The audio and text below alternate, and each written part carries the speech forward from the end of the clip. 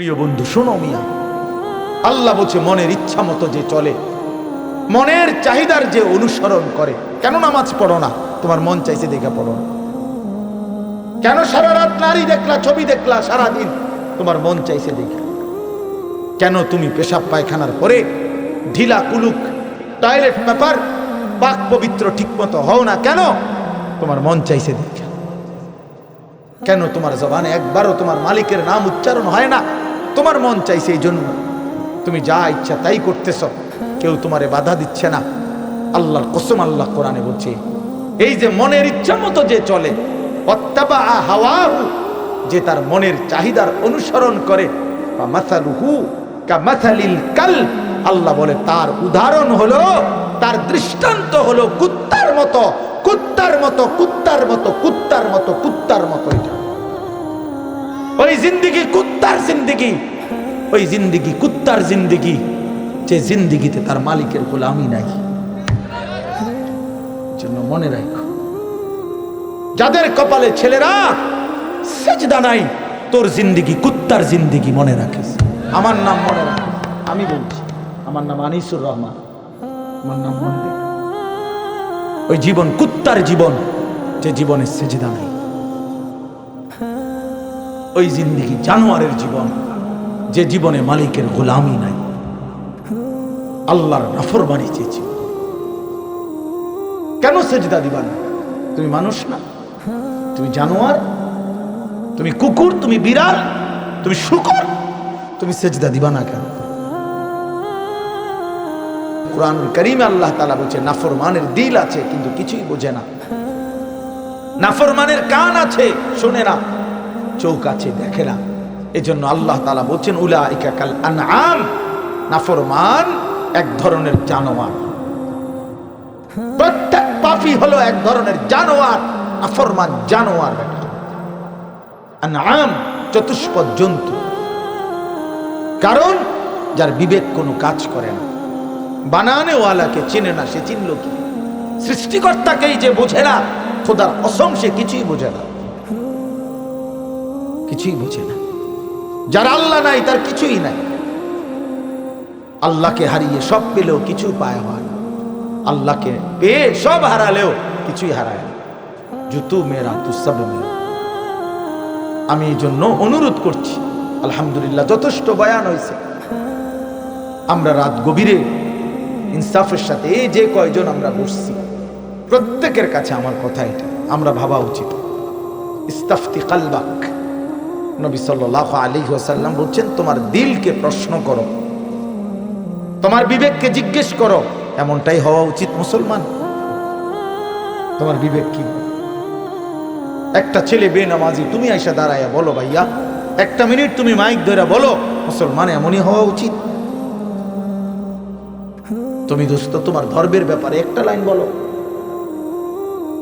তুমি বলো তোমার ধর্মের ব্যাপারে তুমি এক লাইন বলো। তোমার রাসূলকে এভাবে প্রত্যাখ্যান করা উচিত।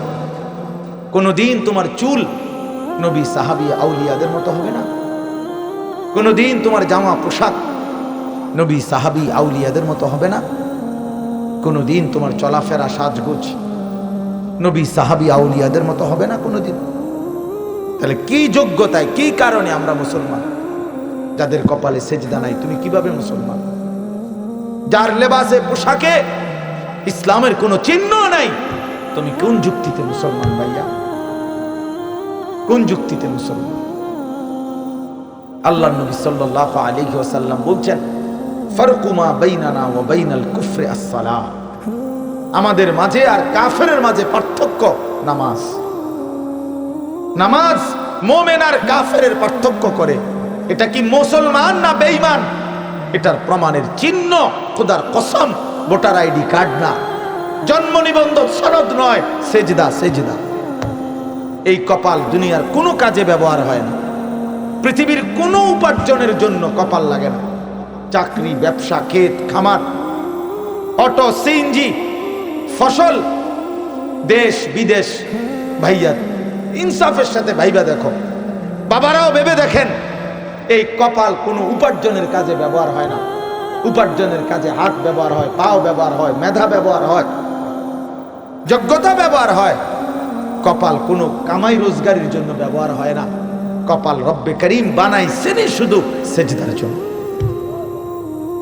শুধু সেজদার জন্য, শুধু সেজদার জন্য, শুধু সেজদার জন্য। এই জন্য যে কপালে সেজদা নাই ওইটা মানুষের বাচ্চা না, যে কপালে সেজদা নাই ওইটা মুসলমানের বাচ্চা না, এটা মানুষের বাচ্চা না। যে জিন্দিগি সেজদাবিহীন জিন্দিগি ওইটা জন্তু জানোয়ারের জিন্দিগি। কোরআন শরীফে আছে, কোরআন শরীফ স্পষ্ট আছে, সূরা আরাফের মধ্যে আছে। আল্লাহ বলছেন ওয়াত্তাবা হাওয়াহু ফামাসালুহু কামাসালিল কালব। প্রিয় বন্ধু শোনো মিয়া, আল্লাহ বলছে মনের ইচ্ছা মতো যে চলে, মনের চাহিদার যে অনুসরণ করে। কেন নামাজ পড়ো না? তোমার মন চাইছে দেখে পড়ো না। কেন সারা রাত নারী দেখলা, ছবি দেখলা সারাদিন? তোমার মন চাইছে দেখে। কেন তুমি পেশাব পায়খানার পরে ঢিলা কুলুক টয়লেট পেপার পাক পবিত্র ঠিক মতো হও না? কেন? তোমার মন চাইছে দেখে। কেন তোমার জবানে একবারও তোমার মালিকের নাম উচ্চারণ হয় না?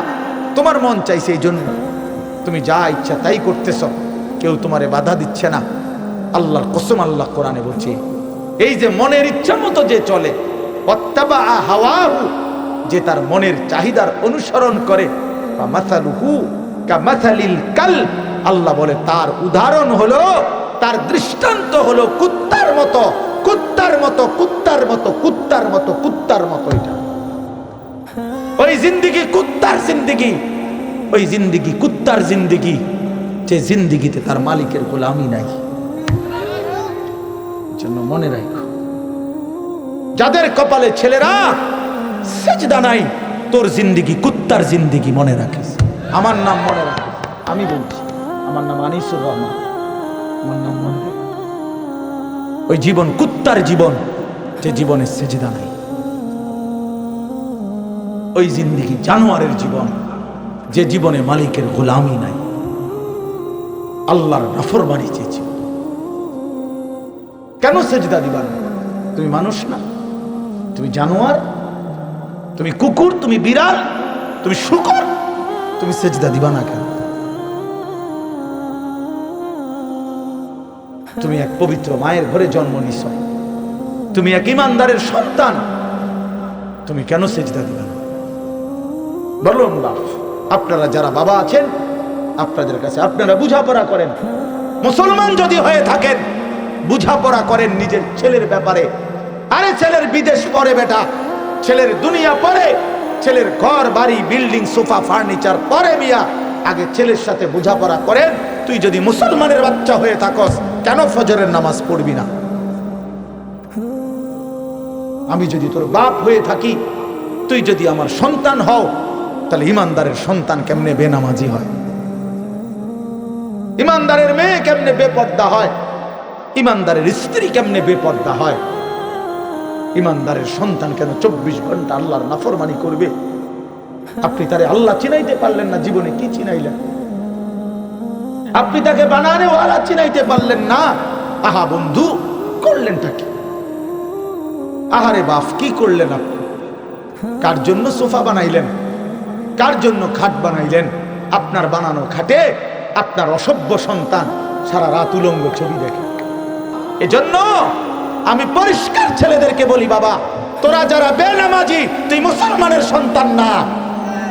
মনে রাখিস বেটা, তুই লাওয়ারিস, তুই বেওয়ারিস। তোর কোনো মা নাই, তোর কোনো বাবা নাই, তোর কোনো পিতৃ পরিচয় নাই। মোবাইলের ওই নর্তকী তোর পরিচয়, মোবাইলের ওই উলঙ্গ নারী তোর পরিচয় হইতে পারে। তুই কোনো মুসলমানের বাচ্চা না।